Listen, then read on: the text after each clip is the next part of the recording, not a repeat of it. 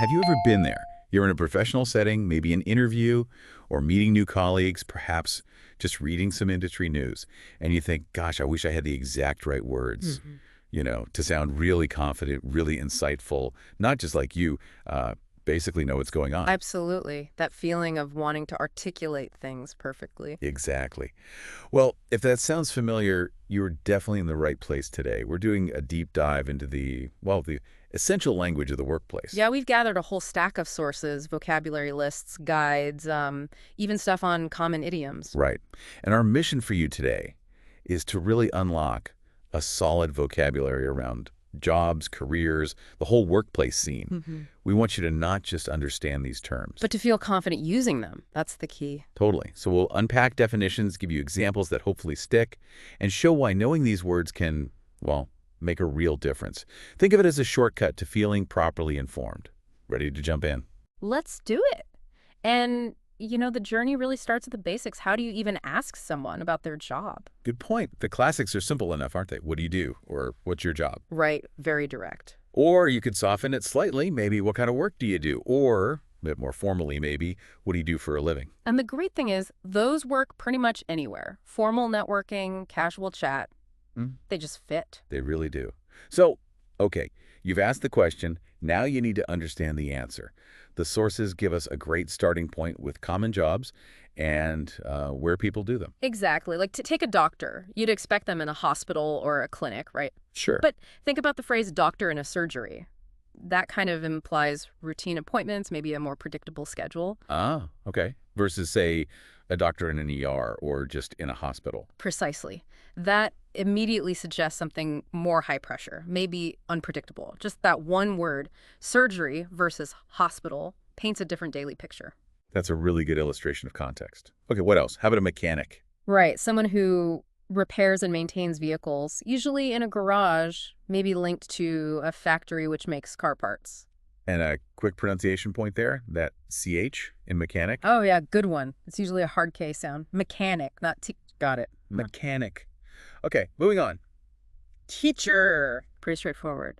School, college, university. And then you have public service rules. Like a police officer, Yeah. maintaining law and order. Yep. And distinct from that, a traffic warden whose job is much more specific, literally checking all the parked cars. Right, focused on parking violations Yeah. and handling money. A bank clerk. In a bank, naturally. And that's an interesting one for pronunciation too, isn't it? Oh yeah, the American clerk sounding like Clark. Exactly. Versus the British clerk with the air sound. Little tip for our listeners there. So definitely useful. Yeah. Then maybe a writer. Yeah, the classic at home or from home professional, which, really highlights how common teleworking or telecommuting is now. It really does. And just understanding these basic pairs, job title, workplace, it gives you an instant snapshot of someone's daily life, their context. It's that first layer. That's a really solid foundation. Okay, so we've covered what do you do, Yeah. but the conversation usually moves on to how you do it, Okay. right? Let's unpack the language for describing responsibilities and work styles. This is where you get more nuance. Absolutely. So talking about responsibilities, you might start with my job involves. Okay. Like my job involves a lot of human contact and teamwork. That tells you straight away it's a collaborative role. Right. Or maybe about a specific project. Yeah. I'm working on, a new marketing campaign. Simple. And if you're leading something, Then the language shifts a bit. You might say, I'm in charge of, for example, I'm in charge of design budgets. That implies real authority, accountability. okay, in charge of. What about responsible for? Is that different? Slightly. I am responsible for coordination between design and production. It signals you oversee a specific task or process. Both show responsibility, but in charge of often feels a bit more, well, like direct control. Got it. And if you deal with lots of people, You just say that. I deal with a lot of different people in the company or maybe external partners. makes sense. Now, what about describing the feel of the work? The adjectives. Oh yeah, this is where the richness comes in. On the positive side, a job can be challenging, which sounds hard, but usually means it pushes you to grow. Right. A good kind of hard. Exactly. Or rewarding, meaning it gives you personal satisfaction, maybe varied, so it's not the same thing every day. Or stimulating, keeps your brain engaged. Lots of good options there. And the flip side, Well, a job could be stressful. High pressure, maybe leading to burnout. or repetitive, which suggests boredom, monotony. Like tedious or dull. Yep, synonyms there. Or just plain hard or tough, meaning it takes a lot of effort. Hmm. And the key difference, I think, between, say, challenging and stressful. Is that challenging implies positive growth, while stressful often signals a negative impact. Precisely. Knowing that distinction is pretty useful when you're talking about jobs. Definitely. Okay, so that's the nature of the work. What about the structure of how you work? Right. You've got full-time, the standard working week, maybe 40 hours or so, and part-time, which is less than that. And its duration. A permanent job is ongoing, no fixed end date. A temporary job does have one. Pretty clear cut. And what about flexible hours? That's flexitime or flex time in the US. It means you can adjust your start and finish times. The example given is great. We can start anytime till 11, finish as early as 3 as long as we do enough hours each month. That sounds like a nice perk. What about working different blocks of time? That's shift work. Day shift, night shift. People often find it tough changing from one shift to another. It messes with your body clock. I can imagine. And working remotely. We touched on it earlier. Teleworking, telecommuting, or just working from home, super common now. And the daily travel to work. That's your commute. And if you work extra hours... Overtime. Paid or unpaid, it's still overtime. Exactly. So all these terms together, they really help paint a much fuller picture than just the job title. It's about how the work fits into life. That gives us a great way to talk about individual roles. But now, let's get into the workplace itself, the interactions, the teams, the actual tasks. This is where it gets really practical, day-to-day stuff. Right. Let's start with the people. You've got your boss, the person you report to directly. Okay. But then there's the CEO, Chief Executive Officer. That's the top person in the whole company. Very different level. Huge difference. And the people you work alongside. Your colleague or coworker, basically anyone on your team or in your department. And people outside the company you deal with. Usually customers or clients, there's a subtle difference there, isn't there? Yeah, client often suggests a longer-term relationship, maybe more personalized service, like in consulting or law. Exactly. Whereas customer can be more transactional, like buying something in a shop. Knowing who you're talking about helps you tailor your language. Good point. And internally, who else might you report to besides a boss? You might have a line manager or perhaps a project leader or team leader guiding a specific piece of work. Okay, so that's the people. What about the structure? Departments? Yeah, common ones you'll hear are human resources or HR. They handle hiring, benefits, employee relations, kind of the people hub. Right. Then finance. All about the money. Budgets, payroll, financial planning, crucial stuff. And then you've got the outward-facing departments. Like marketing, promoting the products or services, and sales, who are focused on, well, selling them. And if your computer breaks. That's IT information technology, your tech support lifeline. And if a customer has a problem... Customer service. Makes sense. Okay, so what about the actual things you do all day, the tasks? Lots of action verbs here. You'll probably attend meetings and send emails, maybe take notes in those meetings. Many jobs involve preparing reports or scheduling appointments. And the big one, meet deadlines. Oh, yeah. Crucial phrase. We must meet the deadline for submitting the proposal. Drives a lot of activity. For sure. And working with others. You collaborate with others, teamwork again. And speaking of meetings, there's some specific vocabulary there too, right? Yep. The agenda is the list of topics you'll cover. Sets the plan. Exactly. The minutes are the official notes of what happened and what was decided. Really important for keeping track. Accountability. Right. The chairperson leads the meeting. And especially now, you might have a conference call, a call with multiple people. Very common.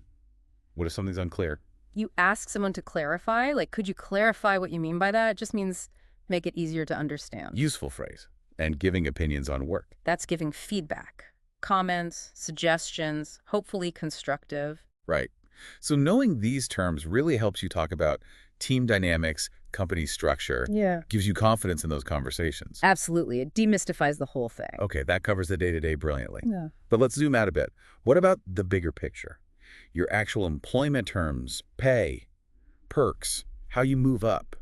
Let's unpack that vocabulary. Good idea. Starting with compensation, how you get paid. The main terms are salary and wages.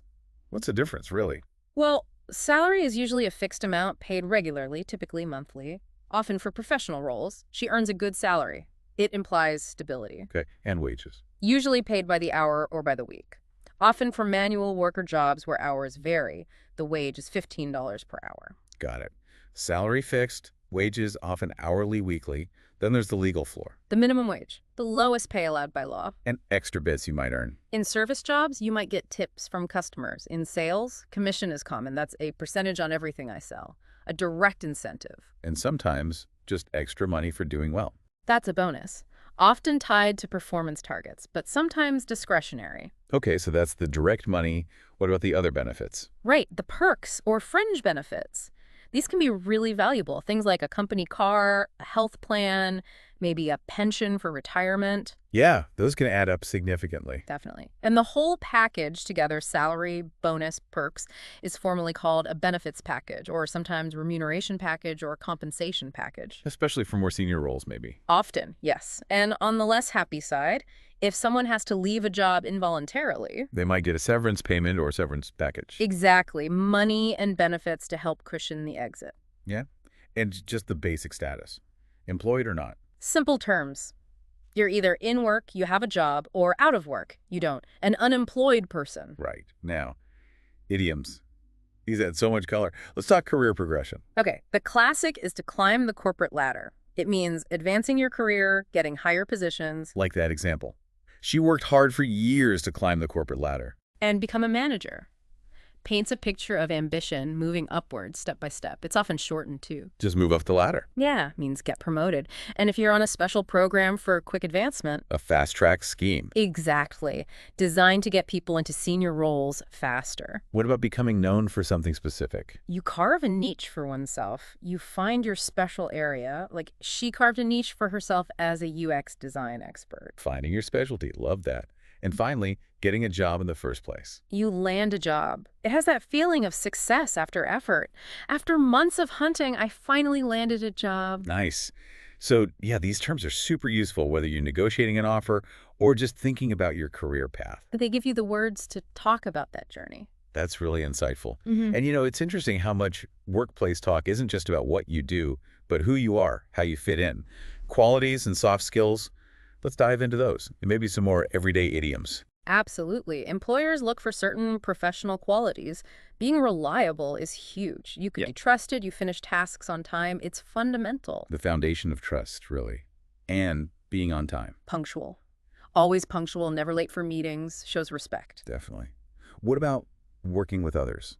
Being a team player, so important now. Our company values team players and adapting to change. Flexible. You need to be adaptable, especially in dynamic roles like customer service where things change fast. Totally. Other key ones. Being motivated, having that internal drive, being creative, thinking up new ideas. Essential for innovation and basic skills for today. Being computer literate, good with tech, and numerate, good with number. And people who just get on with things Blah. without needing constant direction. Self-starters. Or you might hear proactive, self-motivated, self-driven. They all mean someone who takes initiative, works well independently. Employers love that. I bet. And paying attention to the small things. Detail-oriented, focused on accuracy. Crucial for tasks needing precision, like financial reports. We need someone detail-oriented. Makes sense. Okay, more idioms. What about learning from mistakes? To learn the hard way means gaining knowledge through difficult, maybe unpleasant experiences. He learned the hard way that skipping deadlines hurts his reputation. Ouch. A tough lesson. And when it's someone else's turn to act. The ball is in your court. It means it's now your responsibility to take the next step. I've done my part. The ball is in your court. Puts the responsibility clearly on them. And doing your fair share in a team. You need to pull your weight. Everyone contributes equally. In this team, everyone needs to pull their weight. No slackers allowed. Right. What about working really hard? To work your fingers to the bone means working extremely hard, almost to exhaustion. She worked her fingers to the bone. It's very evocative. It really is.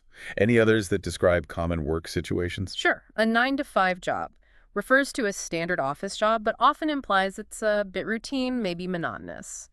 I find a 9-to-5 quite monotonous. Right, not very dynamic. And the feeling of being stuck in that routine. Be stuck behind a desk, doing boring office work all day. I prefer something more dynamic than being stuck behind a desk. Yeah, I get that. Having too much to do. A heavy workload. My job involves a heavy workload, especially at month end. Very common feeling. Tell me about it. And maybe taking an unofficial day off. To throw a sickie. Pretending to be ill to skip work. A bit naughty. Uh-huh. Maybe just a little. And finally, being dismissed. To get the sack or get fired. Both mean losing your job. Okay. Wow, that's a great collection. These phrases really do add nuance, make you sound more natural, more fluent in those work chats. They really do. They move you beyond just textbook language. Which brings us to a really important point. We live in a globalized world, right? English is often the main language for international business, but that can present unique challenges for non-native speakers. What are those challenges and what can help? That's a critical question. English is, as you say, often the language of global communication. It's a huge part of professional success, especially in international companies. But yeah, it's not always easy for non-native speakers. So beyond just learning all this vocabulary we've talked about, what specific hurdles do people face? It's more complex than just words, isn't it? It really is. One big one is mastering technical terminology. Every field business, medicine, tech has its own jargon. That's tough. I can see that. What else? Then there's adapting to pronunciation and accents. Think about a global team call. You might hear 5 different accents. Makes listening comprehension tricky. Absolutely. Plus stylistic differences. How you write an email, how direct you are in speech, these vary culturally. What's polite in one place might seem blunt elsewhere. The sources mention poor communication skills orally and grammatical and stylistic errors in writing as common issues. Okay, that makes a lot of sense. It's the nuances. So what skills should non-native speakers really focus on developing? Well, foundational is acquiring professional vocabulary, like we've covered. But beyond that, it's developing effective written and oral communication skills. Clear emails, confident speaking. And understanding others. Crucial. Listening comprehension is key, especially with those diverse accents. And finally, cultural adaptation, being sensitive to different cultural communication styles. It's not just language, it's culture too. Okay, so for listeners facing these challenges, what practical tools or strategies can help? We need solutions. Right. For writing, things like Grammarly, Duolingo, and other tools can help correct mistakes. They're great for polishing emails and reports. Technology to the rescue. What about speaking? The sources actually note that training on platforms such as Zoom and Microsoft Teams has improved employees' communication skills. Just using these platforms for practice, getting comfortable speaking in that professional virtual setting can make a big difference. That's interesting. Using the tools you already have for practice. And does putting in this effort actually pay off in terms of work? Hugely. There's a really strong point in the sources about motivation. When the motivation of employees to learn English increased, their work efficiency increased significantly. Wow, okay, so better English skills directly linked to better work performance. Exactly. It's not just a nice to have, it's a tangible benefit for both the employee and the company. Investing in language skills pays off. So the key takeaway here is that these challenges are common, but they're absolutely surmountable with the right focus and tools. And doing so directly boosts your effectiveness at work. That's really encouraging. Definitely. It's a journey, but a worthwhile one. So as we wrap up this deep dive, the big message is that mastering this workplace language isn't just about sounding good. It's fundamentally about effective communication. Which is the bedrock of career progression, navigating teamwork, everything, really. We've covered a lot, from basic job titles and where people work, to describing roles, navigating departments, talking pay and perks, and all those colorful idioms. Each term, each phrase is like a tool in your kit, helping you be clearer, more impactful, more confident. And for our non-native English-speaking listeners, we really hope this has shed light on common hurdles, but also on the practical ways to overcome them. Continuous learning here is a real investment. Absolutely. Our encouragement to you is try to actively use these words and phrases. Weave them into your emails, your conversations, even just your thoughts about work. The more you use them, the more natural they become. Exactly. They become part of your professional voice. And just a final thought to leave you with today. We live in a time where work itself is constantly changing, evolving. Maybe the most valuable skill isn't just knowing the vocabulary for today's jobs. But maybe it's cultivating the curiosity, the drive to learn the language for whatever opportunities come next. Precisely. Keep learning, keep adapting, keep growing that professional vocabulary.